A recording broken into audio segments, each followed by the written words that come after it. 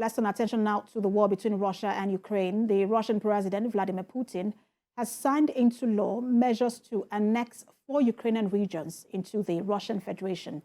This is in violation of international law. President Putin's move comes as Ukrainian forces press forward with territorial gains in the south and the east, including regions Russia claims it is annexing.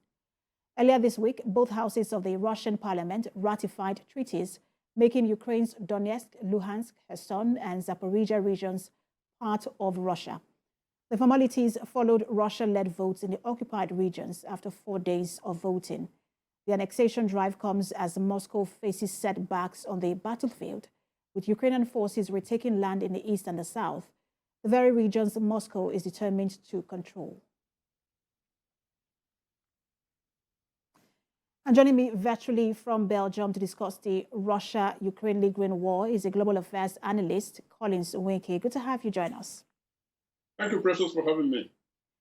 Intriguing development in this war. Russia has claimed 4 territories in Ukraine, but Ukraine is also making gains in those territories. And when you look at the gains that Ukraine has made so far, where does it leave the annexation by Russia? It leaves the annexation by Russia in shambles.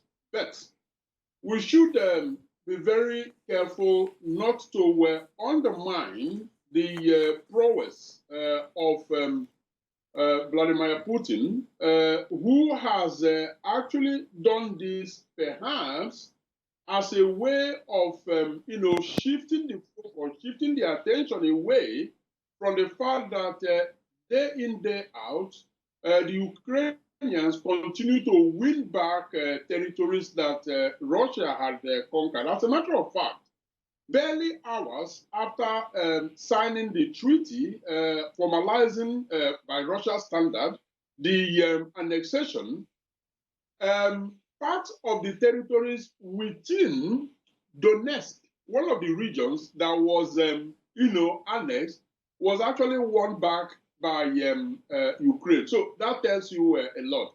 Now, another issue to look at in terms of trying to assess, the extent to which this could be taken seriously, the fact that the Duma that you mentioned, that is the Russian parliament, actually, when they voted to sign this treaty into law, more voters were recorded than those that were present on the day of the vote itself.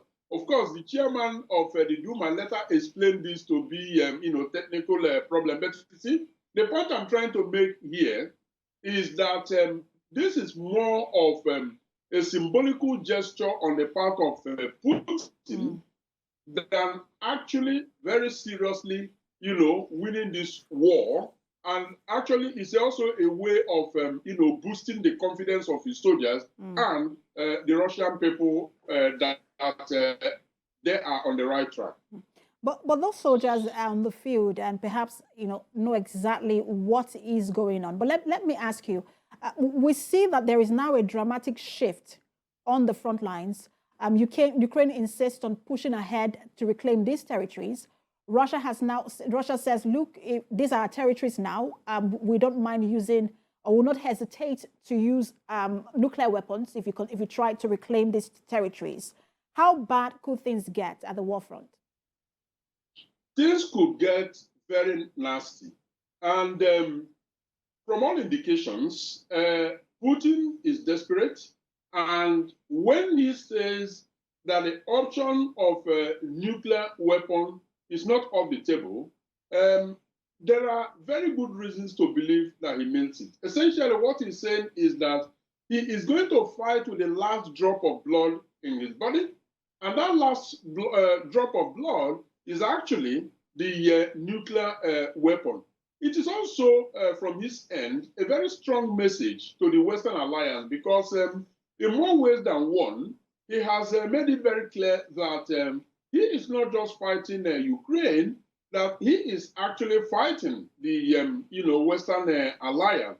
So he's using that as a form of deterrence in terms of telling them, okay, you can continue to ship all the arsenals in the world to Ukraine to shore up their fighting power and all of that, do not forget that the nuclear weapon is there and that will not be states to use it. So yes, it makes the whole thing much more nasty and much more unpredictable.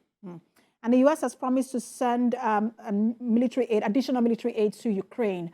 If Russia were to use nuclear weapons in Ukraine, and I'm talking about that Western alliance that you mentioned now, how do you think that the West will react beyond just sending Ukraine military aid?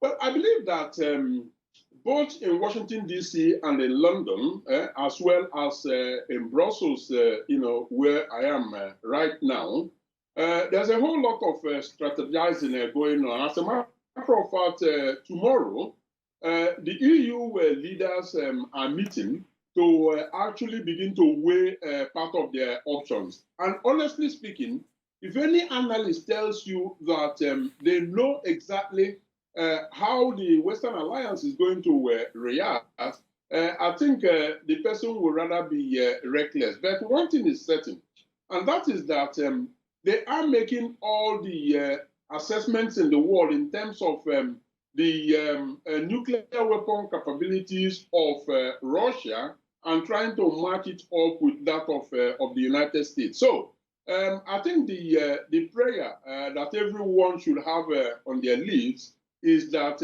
it doesn't get to that point, because it is really unpredictable.